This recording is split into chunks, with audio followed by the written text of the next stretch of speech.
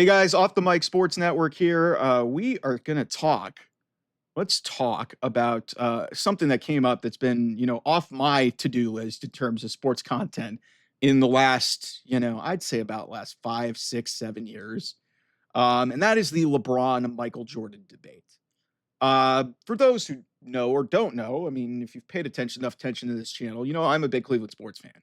So I am indebted to LeBron James for the years of excitement. I think it was 11 total years that he was in Cleveland over two separate stints and won a championship in 2016. I will forever be indebted to LeBron for what he did to the city of Cleveland and, for what he has done for just the game of basketball. Like, it is phenomenal that here he is, 22nd year in the league.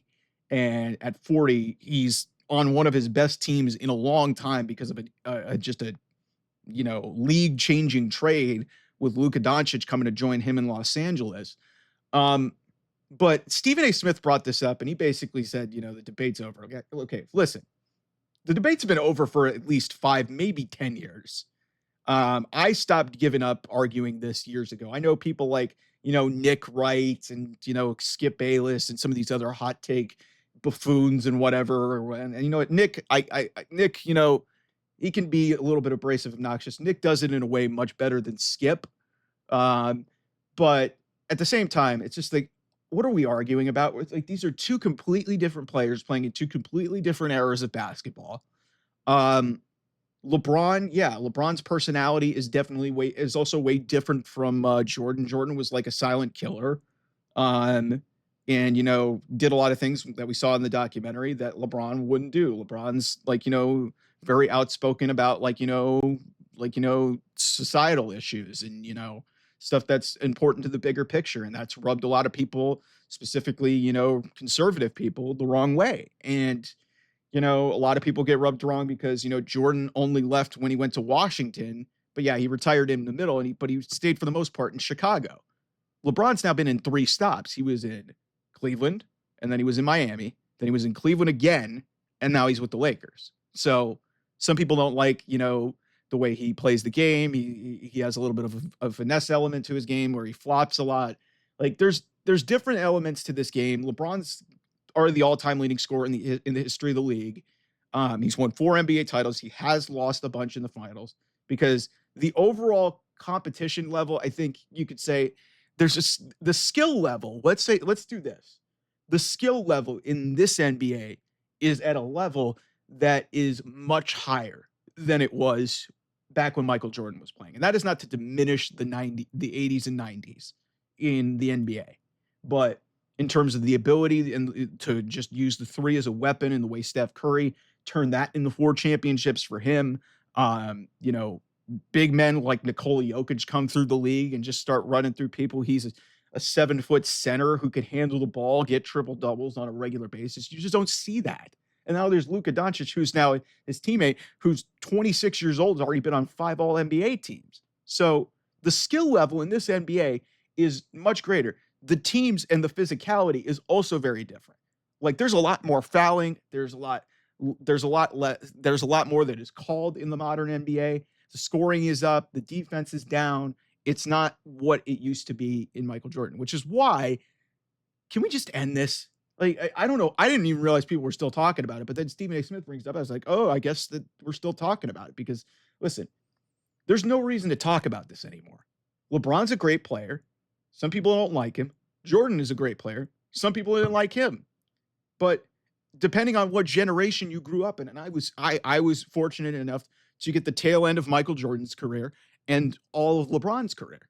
So, look, I saw Jordan for most of the championships, and I was like, I'm not gonna say an infant, but like by the time he retired in 1998, like I was like 8, 9 years old. Like I was not very old, so it's like I was a young guy, but I knew about the aura that Michael Jordan brought.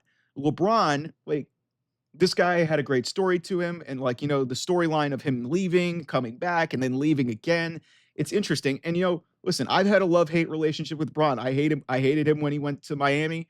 I don't hold very much ill will to him for leaving and going to Los Angeles. But hey, Cavs have come out on the better side and are now building a team that can potentially set up an amazing finals. This would be really for a lot of different reasons for, I mean, some people say LeBron will like, piece it together and make it about himself, which is probably true because that's just, that's LeBron. But I think we just need to stop this whole thing about who's the greatest.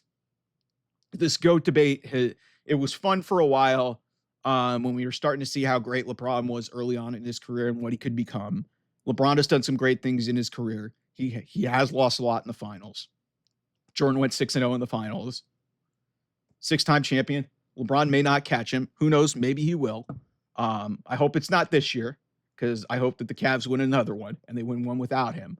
But that's just me. That's just me being selfish because I'm, hey, this is like I said, as a Cavs fan, you want to root for your own team. So if you're a Lakers fan, like, hey, look, I would love to see that matchup in the finals. But yeah, can we stop arguing about this? This doesn't make any sense to me. It's like there's no point in really debating, resumes that are completely different. LeBron's a completely different player than what Michael Jordan was. Like LeBron, multifaceted player. Jordan was more about scoring the basketball. And Jordan was more of a silent killer. LeBron, could be take over the game guy, but sometimes he was about getting his other teammates involved, and that rubbed a lot of people the wrong way. And a lot of people have made a lot of money off of that because of that ability, and he shrunk in games. But the numbers back up. Like, I'm happy to engage with people about who's the best player in this modern NBA. And, a lot of people wanted to try and make Kevin Durant the better player, which I just don't think was true whatsoever. But LeBron, Michael Jordan, that debate has been dead for close to 10 years. For close to 10 years, I think, because maybe it was sometime maybe after they won the championship in Cleveland, LeBron did, where I was just like, listen, I don't care anymore. He won a championship in Cleveland. He did something that he said he was going to do. That's an amazing accomplishment. But, I don't think he'll ever get a chance to measure up to Jordan in terms of total titles. He may not even catch Kobe. Like, and, that's a different conversation too, because Kobe and Michael is like, more of a like player comparison. But yeah, this debate's been stupid. So I hope you guys got your clicks out of it, but I'm here to tell you, just stop talking about it. It doesn't make any sense. Anyway, I'll see you guys soon. Bye-bye.